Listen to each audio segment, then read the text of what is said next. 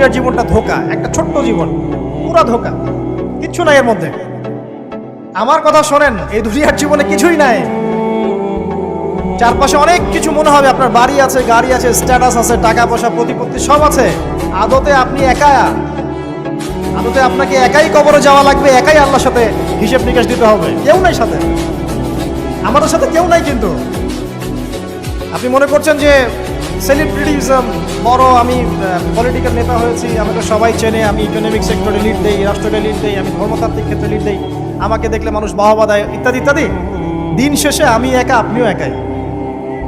আমাকেও একাই যেতে হবে, আপনাকেও একাই যেতে হবে। এগুলো সব চারপাশের খালি অন্ধ মোহ, আর কিছু না। এই মোহের মধ্যে ঢুকে পড়বেন, আল্লাহ পাক তৌফিক ইনায়াত করুন।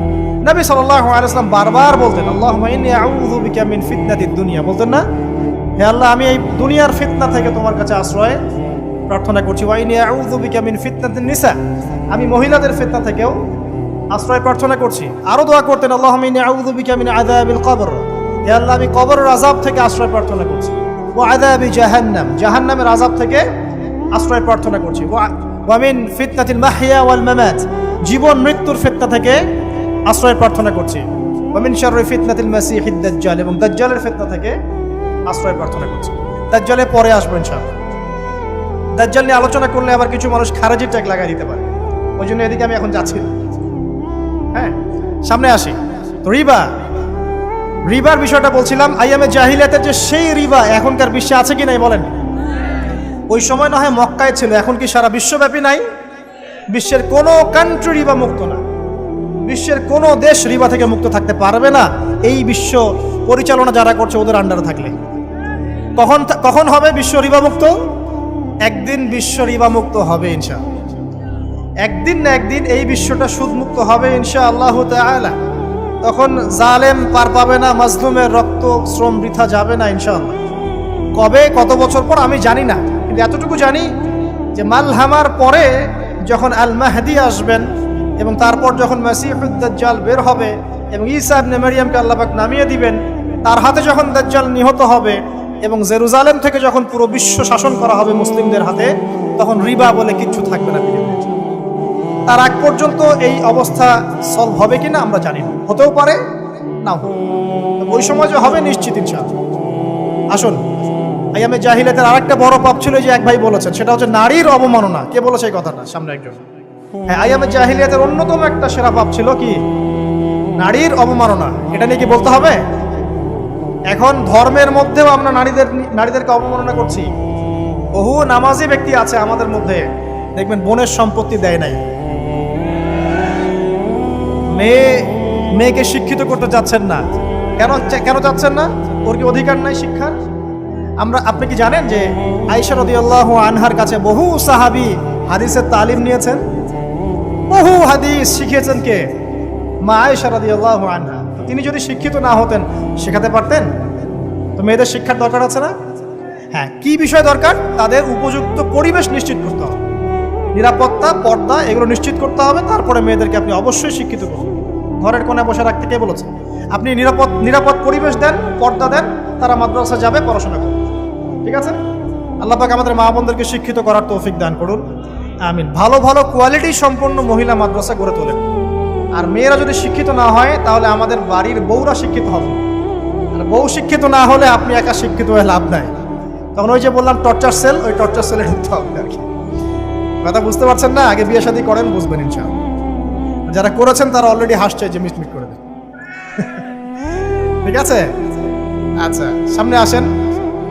দেখেন মেয়েদের অবমাননা কিভাবে দেখাবো। সবচেয়ে বড় অবমাননা হচ্ছে ওদের দেহটাকে আমরা এখন পণ্য বানিয়েছি। এই যে পর্নোগ্রাফি দেখেন, এই মেয়েগুলোর ইজ্জতের কোনো দাম নাই। মানে তাদের দেহটাকে একটা ব্যবসার সামগ্রী বানানো হয়েছে। এবং আমি একটা লেকচার দিয়েছিলাম ঢাকায়, নীল দর্পণ, দেখবেন অনলাইনে আছে। ওখানে আমি স্ট্যাটিস্টিক দেখিয়েছি যে সারা বিশ্বে এই যে আমেরিকায় শুধুমাত্র $12 বিলিয়ন ব্যবসা করে পর্ন দিয়ে। এটা একটা ব্যবসা, একটা ইন্ডাস্ট্রি। যেমন ফিল্ম ইন্ডাস্ট্রি আছে, তারপরে গানের ইন্ডাস্ট্রি আছে না, এরকম একটা ইন্ডাস্ট্রি হচ্ছে এই পর্ন ইন্ডাস্ট্রি। এখানে সবাই অ্যাক্টর অ্যাক্ট্রেস, এরা হচ্ছে অভিনেতা অভিনেত্রী। এখানে যা দেখানো হয় এগুলো কিন্তু রিয়েল না, বাস্তব না, সব ফেক। বুঝতে পারছেন না কথা? এগুলো অভিনয়, এগুলো ফেক। এবং এটা একটা ইন্ডাস্ট্রি, এর মধ্য দিয়ে মেয়েদের দেহটাকে পণ্য বানিয়ে সারা বিশ্বে ব্যবসা করছে। এবং এর একটা অন্যতম উদ্দেশ্য হচ্ছে মুসলিম যুবকদের ঈমান যেন নষ্ট করা যায়। কারণ মুসলিম যুবকদের ঈমান চলে গেলে তারা নিশ্চিন্ত যে ওদের পথে আর কেউ বাধা নাই। কারণ ওদের এই জুলুমের পথে বাধা যদি কেউ দিতে পারে তাহলে কারা দিবে? মুসলিমরা। আর মুসলিমদের মধ্যে সবচেয়ে শৌর্য-বীর্য কাদের মধ্যে থাকে? যুবকদের মধ্যে। যুবকদের ঈমান যদি চলে যায় তাহলে এদের আর কোনো সমস্যা নাই।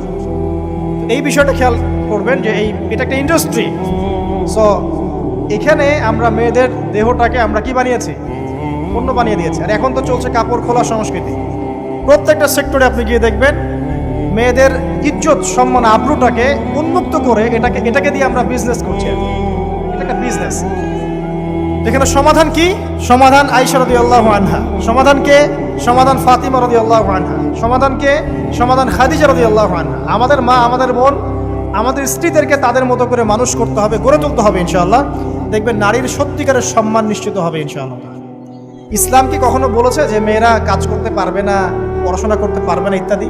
এই নাস্তিকরা তো ঠুনকো যুক্তি দিয়ে আক্রমণ করে। কে বলেছে সমস্যা? এমন ইসলামিক স্টেট আছে যেখানে একটা স্টুডিও, মনে করি স্টুডিও, ছবি তোলা হয় কথার কথা, সেখানে সব কর্মী মহিলা, কোনো পুরুষ নাই। একটা মাদ্রাসা, সমস্ত কর্মী মহিলা, কোনো পুরুষ নাই। একটা স্কুল, সবাই মহিলা, কোনো পুরুষ নাই। ওখানে মেয়েরাই পড়ে, মেয়েরাই শেখায়। জায়েজ না জায়েজ বলেন? একটা নিরাপদ পরিবেশে যদি মেয়েরাই মেয়েদের দায়িত্ব নিয়ে পড়াশোনা করায়, ব্যবসা করে, অন্য কিছু করে, জায়েজ না জায়েজ? তাহলে পরিবেশ নিশ্চিত করাটা হচ্ছে চ্যালেঞ্জ। ইসলাম বলছে না যে আপনি তাকে একদম অজ্ঞ করে রেখে ঘরের কোণে ফেলায় রেখে দেন, তাকে আপনি পড়াশোনাও শেখাবেন না, সম্পত্তির অধিকারও দিবেন না, কিছুই না। এগুলো ইসলাম কখনো বলেনি। বলেছে? আরে বোকা মানুষ! রাসূলুল্লাহ সাল্লাল্লাহু আলাইহি ওয়াসাল্লামের সময় তো মহিলা সাহাবীরা উহুদের যুদ্ধ করেছে। কি শুনলেন? রাসূল সাল্লাল্লাহু আলাইহি ওয়াসাল্লামের সময় মহিলা সাহাবী উহুদের যুদ্ধও করেছে। উহুদের যুদ্ধের নাম শুনেছেন? ওখানে মহিলা সাহাবীও ছিল তীরন্দাজ। তাহলে মহিলাটা কি করে নাই নবীর যুগে?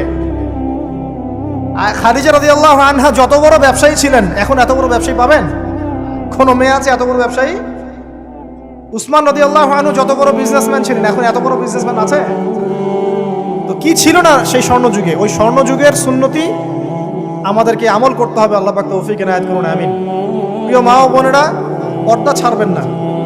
আপনাদের জন্য 4টা কাজ: স্বামীর আনুগত্য করা, লজ্জাস্থানের হেফাজত করা, আপনার 5 ওয়াক্ত সালাত ঠিকঠাক মতো আদায় করা এবং রমজান মাসে সওম রাখা।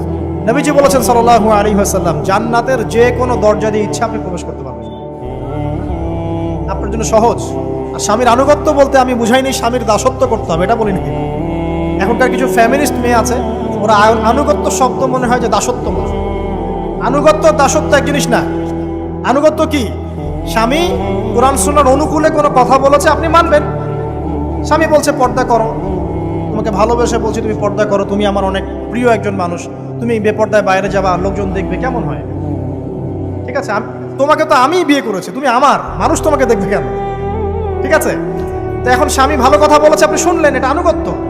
আর ওই স্বামী যদি বলে আসো তো আমার কলিগরা এসেছে, ওকে খাবার সার্ভ করতে হবে, আসো খাবারটা পরিবেশন করো, এখন আপনি বেপর্দা হয়ে আপনার স্বামীর কলিগের সামনে খাবার পরিবেশন করতে শুরু করবেন, এটা কি আনুগত্য করতে হবে? এটা তখন আপনি আনুগত্য করবেন না।